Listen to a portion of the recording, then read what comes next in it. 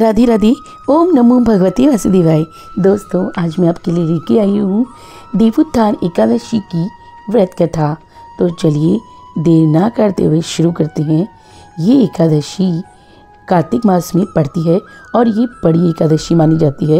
इस दिन देवता अपनी 4 महीने की जो निद्रा है उससे जागते हैं और मांगलिक कार्य उसी दिन से आरंभ हो जाते हैं। दोस्तों, एक समय की बात है, एक राज्य था जहाँ धर्म, आस्था और संस्कारों का पालन बड़े ही नियमों से किया जाता था। राज्य के लोग अत्यंत धार्मिक और श्रद्धावान थे। वे महीने में 2 बार आने वाली एकादशी का व्रत सच्चे मन से करते थे। उस दिन पूरे राज्य में कोई भी अन्न का दाना तक नहीं खाता था, चाहे वह मनुष्य हो या पशु पक्षी। सभी उपवास और संयम का पालन करते थे। इसी राज्य में एक बार दूसरे नगर से एक व्यक्ति नौकरी की तलाश में आया। वह राजा की दरबार में पहुंचा और विनम्रता से बोला, महाराज, कृपा करके मुझे इस राज्य में नौकरी दी जाए। राजा ने उसके भाव और ज़रूरत को समझते हुए कहा, नौकरी तो तुम्हें मिल जाएगी, किंतु हमारे राज्य में रहने के लिए एक नियम है। हर माह 2 एकादशी व्रत होते हैं। इन तिथियों पर पूरे राज्य में किसी को भी अन्न नहीं मिलता। सभी व्रत रखते हैं और फलाहार करते हैं। यदि तुम ये नियम स्वीकार करते हो तभी यहाँ रह सकते हो और नौकरी प्राप्त कर सकते हो। व्यक्ति ने बिना विचार किए कहा, महाराज, मैं आपकी शर्त स्वीकार करता हूँ। वह प्रसन्न था कि उसे रोजगार मिल जाएगा। कुछ समय बाद एकादशी का दिन आया। राज्य में उपवास का वातावरण था। उस व्यक्ति को भी अन्न नहीं दिया गया, केवल फलाहार के लिए फल दिए गए। लेकिन व्यक्ति को फलाहार से तृप्ति नहीं मिली। भूख बढ़ने लगी और वह बेचैन हो उठा। वह सीधा राजा के पास पहुंचा और बोला, महाराज, फल खाकर पेट नहीं भरता, कृपा करके मुझे अन्न दे दें, वरना भूख से मेरे प्राण चले जाएंगे। राजा ने उसे पुनः नियम समझाया, परंतु वह व्यक्ति लगातार खाना मांगता रहा। अंततः राजा को दया आ गई और उन्होंने उसे आटा, दाल, चावल, नमक आदि सामग्री अन्न पकाने के लिए दे दी। वह व्यक्ति बड़ी खुशी के साथ नदी के किनारे गया। पहले उसने स्नान किया, फिर श्रद्धा से भोजन बनाने लगा।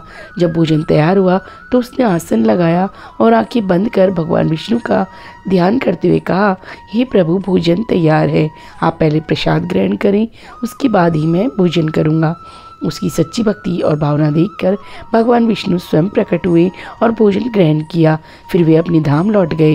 व्यक्ति भी भोजन कर प्रसन्नतापूर्वक अपने कार्य में लग गया। अगली एकादशी के समय वह फिर राजा के पास पहुंचा और बोला, महाराज, इस बार मुझे पिछली बार से दुगना अन्न दें। राजा ने चकित होकर पूछा, दुगना अन्न क्यों? उसने सरलता से उत्तर दिया, पिछली बार भगवान विष्णु स्वयं भोजन करने आए थे। आधा अन्न उन्होंने खाया, आधा मैंने, इसलिए पेट पूरा नहीं भरा। राजा सुनकर हैरान हो गया। उसने मन में सोचा, मैं तो वर्षों से एकादशी व्रत करता हूँ, भगवान की पूजा करता हूँ, फिर भी आज तक दर्शन नहीं हुए, और ये व्यक्ति कहता है कि भगवान उसके बुलाने पर भोजन करने आ गए। राजा ने सत्य जानने का निश्चय किया। अगली एकादशी को वह छिपकर नदी के किनारे पहुँच गया। व्यक्ति फिर आया, स्नान किया और भोजन तैयार किया। उसने पूर्व की तरह हाथ जोड़कर भगवान को बुलाया, परंतु उस दिन भगवान प्रकट नहीं हुए। उसने बार बार प्रार्थना की पर कोई चिन्ह नहीं दिखा। आखिर उसने भगवान से व्याकुल होकर कहा, यदि आप नहीं आए तो मैं अपने प्राण दे दूंगा। वह नदी में कूदने को भी था कि उसी क्षण भगवान विष्णु साक्षात प्रकट हुए और उसे रोक लिया। भगवान ने कहा, वत्स, तुम्हारी सच्ची भक्ति ने मुझे बांध लिया है। फिर उन्होंने उसके साथ भोजन किया और भोजन के बाद उसे अपने विमान पर बैठाकर वैकुंठ धाम को ले गए। यह दृश्य देखकर राजा की आंखें खुल गई। उसे समझ आ गया कि व्रत का मूल्य केवल बाहरी आडंबर में नहीं, बल्कि शुद्ध मन, सच्ची भावना और निष्कपट भक्ति में है। केवल औपचारिकता से व्रत करने वालों को फल नहीं मिलता, बल्कि वह फल उसी मिलता है जो तन मन धन से पूर्ण प्रेम और समर्पण के साथ भगवान को पुकारता है। उस दिन से राजा ने व्रत और पूजा केवल रीति रिवाज के रूप में नहीं, बल्कि सच्चे हृदय और श्रद्धा से करना आरंभ कर दिया। अंततः उसके जीवन पर भी भगवान विष्णु की कृपा हुई और उसे मोक्ष की प्राप्ति हुई। तो दोस्तों, इस तरीके से आप बड़ी 11 यानी कि देवोत्थान एकादशी के दिन इस व्रत को पूर्ण विश्वास के साथ करिए।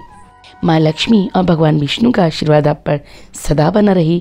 मिलती हूँ अगली वीडियो में, तब तक के लिए जय श्री कृष्णा।